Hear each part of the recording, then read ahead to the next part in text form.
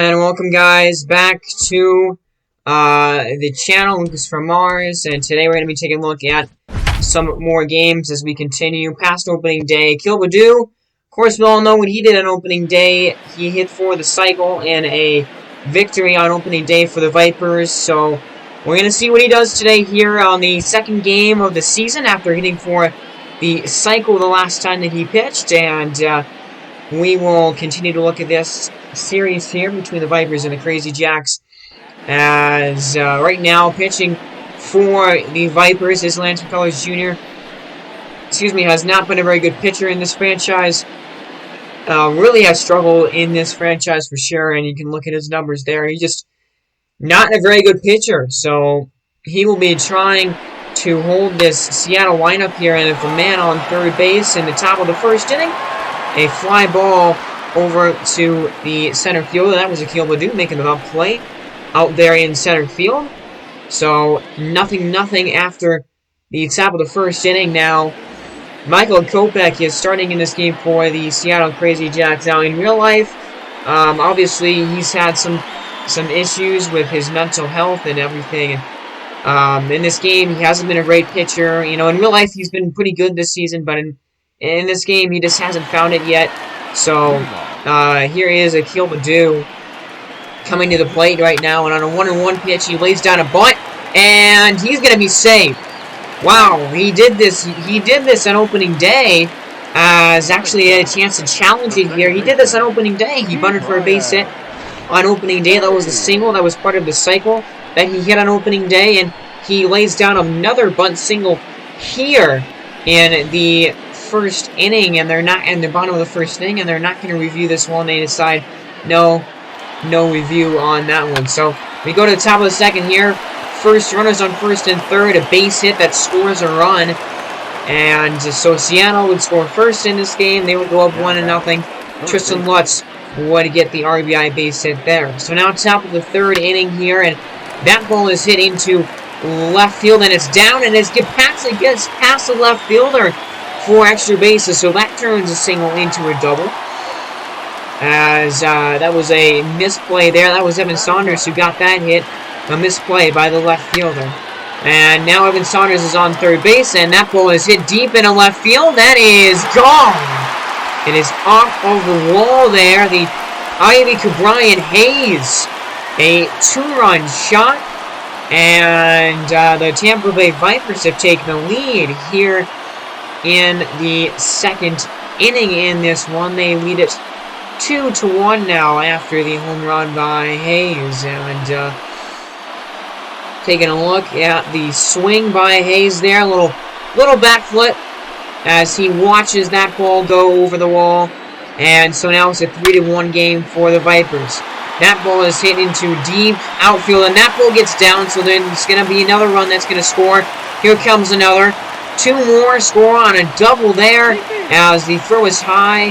Catcher does catch it, but another couple of runs there. Michael Kopech really struggling so far here in this start. It's on a 5-1 lead for the Vipers. Tampa Bay really dominating right now, and now here is Akil Baddoo for his third at-bat of this bowl game now here in the fourth inning, as he flew out in his last at-bat, and that is a line drive, but it's caught right to the left fielder for the third and final out.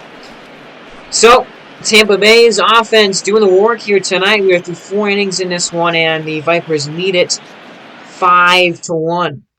Now, we are here in the quick manage in the bottom of the 5th inning, and watch what happens here with 2 away, stolen base, and then another walk, and Hunter Renfroe coming up, and we decide, you know, maybe we should go to a different pitcher here to face Hunter Renfroe. We do, Michael Wacha, but then Hunter Renfroe hits a grand slam there in the quick manage. So, Eldridge Shelley pitching for Tampa Bay. He is a rookie, and he is exciting. 2 men on base here with 1 away, and that's a strike 3 call on the corner. A beautiful pitch by Eldridge Shelley. That was his first Major League strikeout. Congratulations. Keep that baseball for sure. Congratulations to Eldridge Shelley on his first Major League strikeout. Is taking a look at that beautiful pitch there on the corner. Paint from Eldridge Shelley for his first career strikeout. And so, now coming up here with 2 away. Eldridge Shelley trying to get out of the inning, and it's a fly ball that is deep and caught on the run. Akil Baddoo making a nice play out there in center field. He's a good fielder as well. He actually made a few really pretty good plays in this game, as well as getting that base hit. So, here we go. This is later on in the game, top of the 8th inning. Eldridge Shelley still pitching on the mound, and he gets a strikeout here of the catcher, Hero Ruiz, and so trying to finish off this 8th inning, he gets a fly ball, pretty deep right field, near that warning track, but the catch is made to end that inning. And that would be the final highlight of the game. So Akil Baddoo goes 1 for 5 in this one. That's who we were really focusing on in this game, and he went 1 for 5. That base hit, that bunt base hit in the beginning of the game, his only hit tonight. Hunter Renfroe with a grand salami and the quick manage. So the Vipers would win that game. They would improve to 2-0 in the season. A couple of early wins here for the Vipers. It is against probably the worst team in baseball, but still a win is a win. And they are 2-0 right now. So we're going to go on here, and this is going to be a very exciting debut. Now, in real life, the guy that's going to be pitching here for the San Francisco Razorbacks, as they lost the first game of the season, he is 6'11", and we'll kind of look at him later here. This is George Kirby. The next episode will feature the guy that I'm talking about. So George Kirby is actually on the mound for this ball game here in the second game of the season. He's a prospect that really just hasn't lived up to the hype. Really introducing the Huskies squad here and introducing this Huskies team because we didn't introduce really any of their players on opening day. So Ricky Seymour is their leadoff hitter, and that's what he does. He gets on base, and he's been pretty good at that the last 2 seasons. And the pitcher in this game for the Huskies is Spencer Howard. Really good potential and a 95 overall, but he's been pretty disappointing as far as the starting pitcher goes. So, you hope that he can kind of turn it around and pitch a lot better. He has some pretty good stats there, and he is only 29 years old. So, bottom of the first inning, let's introduce you to some of the Razorbacks that we did not introduce to you last time. Jacob Amaya there, their leadoff hitter. Brendan Davis is a rookie outfielder for them, and that's a ground ball. He gets one right back to the pitcher. That was a really nice play, actually, by Spencer Howard to get the second out of the inning there. As we take a look at the lineup, Amaya, Luis Lyle that's batting second, Brendan Davis, Reese Hines, Trent Grisham, Ozzie Albies, C.J. Abrams, and their catcher,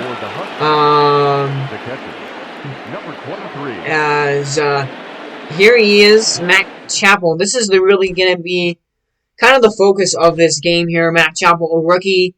He went 0 for 4 in his first start of the season, so he is trying to trying to get his first hit.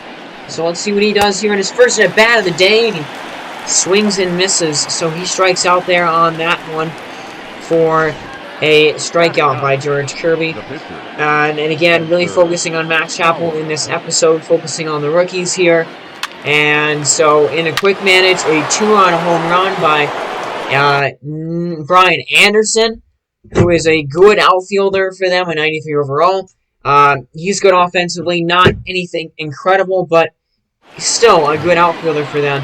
So Matt Chappell's second at-bat of the game now here in the top of the 5th with a 2-0 lead for the Huskies. And he hits ball into the right field gap, and that ball is down and over into the corner. So there it is. That is the first major league hit for Matt Chappell.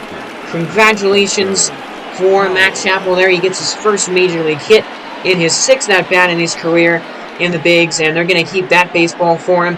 And a very special moment for the young catcher there. So now coming up here later on in the bowl game is Jared Kelnick. In real life, a top prospect for the Twins, and in this game he has been all right. He he hasn't taken off yet in this franchise, so we'll see what happens with him. He's a potential 84 overall. Later on in the game here, Simeon Richardson coming on as a reliever here in a relief appearance. I would actually move him to the starting role here later on in the season. You'll see that. But Simeon Richardson, a top prospect in real life and in this game, he's been really good. Especially last year, he was excellent out of the bullpen. And this start, though, he gives up a double here down the left field line as that ball just barely bounced in there in fair territory. So that was Jared Kelenic who got that double right there. And now here is Matt Chappell for his third at bat of this ball game, 1 for 2, and he would take a pitch there for a strike. So now in an 0-2 count, he hits another ball into right field, and that one would get down, and it would go all the way to the wall and into the corner. So that would score a run. Jared Kelenic would come home, and there it is, the first RBI in the career of Matt Chappell. So he would get his first career Major League hit and his first career Major League RBI in this ball game now, and great job there by Kelenic, and that is a pop fly that would end the inning.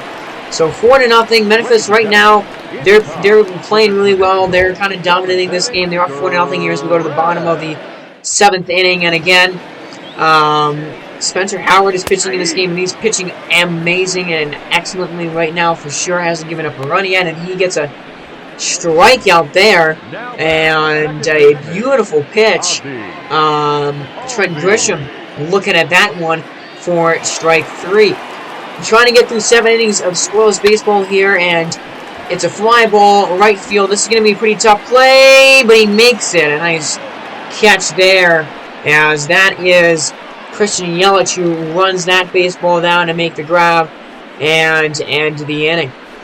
So let's introduce you to the Christian Yelich here. In real life, they're one of the best players in the game, and in this franchise, one of the best players in baseball right now. Christian Yelich is insane. So good. 94 overall, or 97 overall, 34 years of age. He did win an MVP. He has won an MVP in this franchise, and his hitting stats are incredible. So here's their catcher, Yasmani Grandal is this team's catcher. 37 years old, 80 potential, but he's at the end of his career, 81 overall. He was actually really good last season. Other than that, he had been kind of lackluster, but last year was really good, and he would get a base hit that would turn into extra bases there. A shot into left field. The left fielder tried to catch it, but it actually bounced off of him, and he would take a tumble there. So a double. Trying to maybe do something here. First and third, 1 out for Lewis Lyle. Maybe trying to do something in this game and come back. Lewis Lyle, 25 years of age. Got good contact stats. Has been just alright in this franchise. So now they decide we're going to take out Spencer Howard because, he was really good, but he is running into some trouble here in the 8th inning. So they would turn to the bullpen now, and coming out of the bullpen for the Huskies here is Victor Areno, who has already pitched, gotten a couple of outs on the season. And Victor Areno, he's an alright reliever, and he's an 86 overall, so he has good ratings, but he's been alright. He hasn't been anything unbelievable or, spectacular, but he's not a bad relief pitcher either. So, let's see what he will do here as Lewis Lyle is up, and that ball is crushed into left field. It is gone! Just getting over the wall, and Lewis Lyle with his first home run of the year, and it's a big one. And just like that, the Razorbacks are on the scoreboard, and now it's a 1-run ball game. So yeah, a 1-run game now, as Lewis Lyle cuts the deficit to only a single run. C.J. Abrams, the last player on the Razorbacks that we got introduced today. 25 years old, 88 overall. And now we move on. Xavier Edwards is an A potential, 26, and hasn't gotten a whole lot of playing time in this franchise. And honestly, don't know how good he's going to do. Just introducing you to the final players here for the Huskies. Matt Olson was really their big free agent signing for Memphis this season.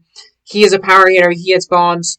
almost 40 home runs last year. He played on a pretty bad team before this, and he's a really good player. Eli Jimenez is the last guy introduced here for the Huskies. So their 3 and 4 is Yelich and Eli, and I don't think you could find a better 3-4 combination of hitters in any lineup in this game because those two guys are just so good. Now, bottom of the 9th inning here is that's a ground ball. He lays down a bunt to actually get a base in here, so he would reach on that. A little bit of a miscue there by the first baseman, but then the next guy would ground right to the first baseman, and they would go to second to 1 and back to first for a double play. That was a huge double play because they had 2 men on and they had nobody out until that double play. So now, runner on third, 2 down, and the game is going to come down to Manuel Margot, who is really good against righties, I believe. He's kind of a bench player for this ball club, obviously, as you can tell. And he swings on the first pitch and lifts it into center field, and it's caught out there by the center fielder. So that would end the ball game there. Memphis would win that game as well. So Memphis would take the first 2 games of this season and of the series against the Razorbacks here. They would be a perfect 2-0. Max Chappell, 2-for-4 in the game with a ribby. And we will continue on here. Now we're going to show you a box score. This is from a game that I just simmed. We did the opening day game for these 2 ball clubs of Mexico City and Houston. This was the second game of the season. This was the game that I just simulated, so I didn't have any part of this. I didn't play into this game. And this game was unbelievable. And this is what I'm talking about, man. These 2 teams are so competitive with one another. These 2 teams just do not like each other, man. And these 2 teams, whenever they play, and whenever they play in a series, it always seems like it just is. It just gets so heated, and it's just so incredible, these games that these teams play.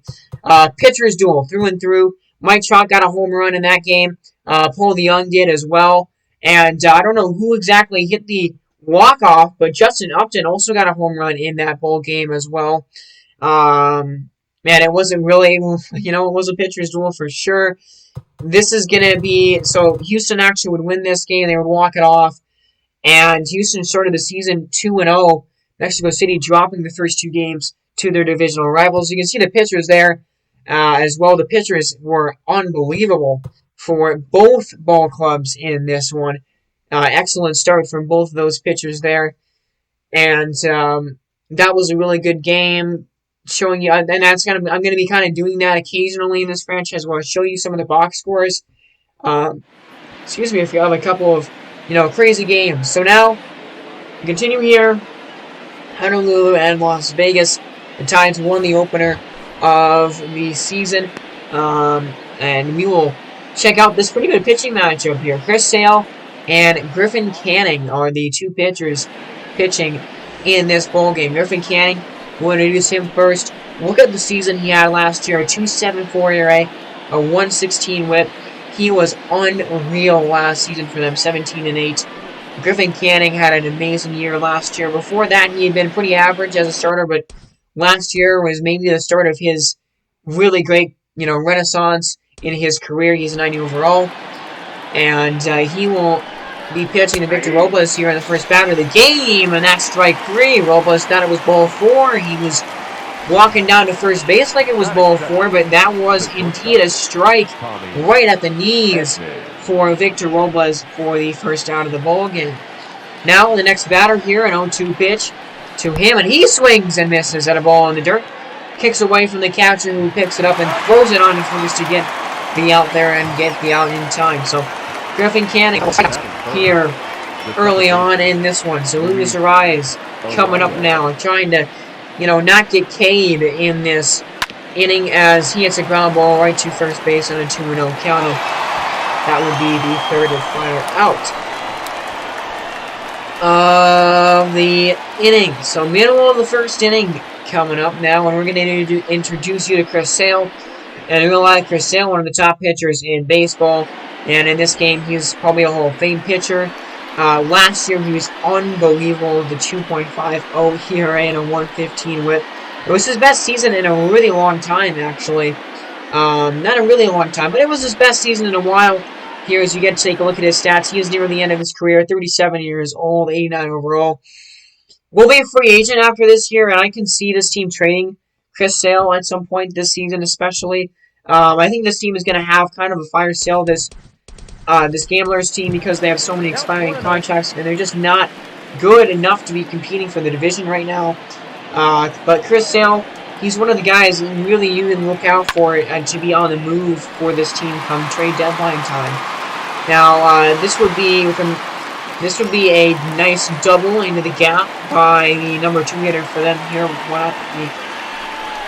Bottom of the first inning, Eddie Rosario really got off to a hot start this season for Honolulu and the Tide, so he would get a double there for the first hit of the ball game.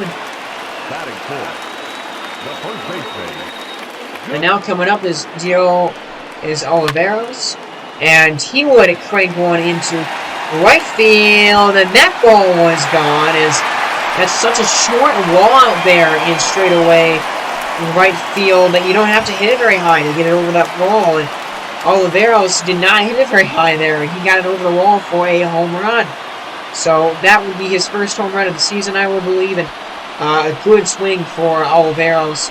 And, talked about him and how good he was last year, but yeah, he was amazing last season for them.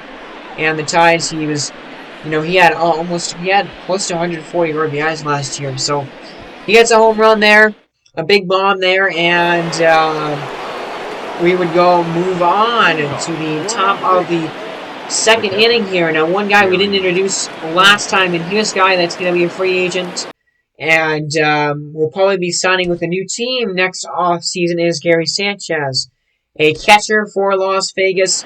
Again, he's going to want a lot of money, and, he's an aging guy, so either a trade piece or he's just going to probably end up being released and will be a free agent next season more than likely, as he gets a base hit here into center field. And now with one away, that's a swing and a miss. A nice pitch there for Canning. That would be his third strikeout of the ball game to this point, I believe. And nice pitch there. No chance to catch that one. And so now fly ball. That would be a fly ball in a foul territory to end the top of the second inning. So they're 1.5 with Canning. A good start to his night. And a 2-0 lead for Honolulu as Tommy Edman popping it up there.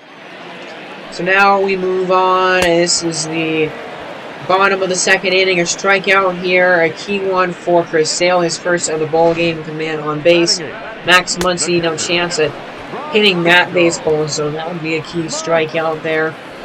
And Francisco Mejia is this team's catcher. And he would be up here with a man on first and one away. And he would get a base hit into right field. So 2 men on, 1 man out for the next guy, and there would be Griffin Canning, who would lay down a bunt, and it would work perfectly. A great sacrifice. So now runners on second and third with 2 away for the leadoff hitter, Jason Molina, who is 0 for 1 in the ballgame tonight. Let's see what he does here on a 1-1 pitch. It's a liner into right field, and it's down for a base hit. 1 run is going to score. Here comes another. And that ball is thrown, and he's out. So 2 runs score, but Jason Molina trying to go to second base there. A little cheeky, as the throw was actually up from home, and the catcher just got it and threw it to second base. So Jason Molina would be out on that, but 2 runs to score. So 4-0 game, as Griffin Canning here just continuing to light up these batters and get a whole lot of strikeouts. He would be dominant in this game against Las Vegas, as he would get another strikeout here to end the inning. Griffin Canning doing really well, as opposed to Chris Sale, who really struggled throughout the afternoon. And I would go into a quick man two, and he would just continue to struggle. Another home run, back-to-back home runs right there by Eddie Rosario and Fernando Tatis Jr. So a 6-0 lead. So now we just go on, pitch with Griffin Canning. He'll get another strikeout there, and that would be the end of that inning here, as Griffin Canning really dominant right now. He's only given up 1 hit so far in the ball game, and for all intents and purposes, look like he's gonna get the win. Just continuing on here, top of the 5th inning, another strikeout as he would get him swinging here with ball in the dirt. Griffin Canning just continuing to light these batters up, and let's see what he would do here. He would get another strikeout to end. That would not actually end the 5th inning, but that would be the 2nd out of the inning. There is another K for Griffin Canning. And now trying to end the 5th on another 0-2 pitch. He almost got another strikeout there, but it's a fly ball deep into right field, and it actually got all the way out for a home run. A dinger there as Las Vegas would finally get on the scoreboard tonight, but it wouldn't really matter all that much. They would still be down by 5 runs even after that home run. And so now a 6-1 ball game here. You take a look at the replay. As 410 feet there. That ball was crushed. So now it's a 1-6 game, trying to end the 5th inning, and he gets another strikeout. Swing and a miss on a pitch inside. No chance at hitting that baseball. I believe that would be 9 or 10 strikeouts for Griffin Canning in the ball game. And despite that home run, my God, Griffin Canning was incredible on that game. So, continuing on in here in quick manage, Tatis coming up, and he would get a 2 RBI double. And this game would really get out of reach here, as it would just get out of reach, and another run would score, a double there. So, the Tides really dominating right now. They're up 9-1 here as we are in the top of the 6th inning. Another strikeout for Griffin Canning, just continuing to absolutely dominate these hitters right now. Here we're in the top of the 6th, and he would get another one. Griffin Canning, unbelievable. That would be, if he's not a double-digit strikeouts at this point, he's got to be a double-digit strikeouts right by now. Trying to end the 6th, and he would get a fly ball that would actually get over the head of the left fielder. So another run would score there on a double, and it's a 2-9 game. Again, or maybe a little too late, but that would be a double there to score the runner. So that would be the end of this ball game here. The Tide would win it, and they would be pretty dominant in that game. Griffin Canning really did show up and really pitched well. So the Tides also 2-0 on the season. So next episode is going to be a lot of pitching debuts. Lonnie Winters will make his MLB debut. The tall man, Sean Jelly, will also be making not his debut, but I will be pitching with him for the first time in this franchise. And Derek Ragsdale will also get his chance. So a lot of good pitchers will be introduced in the next episode. For now, take care, guys. Thanks for watching. You've been listening to Lucas from Mars.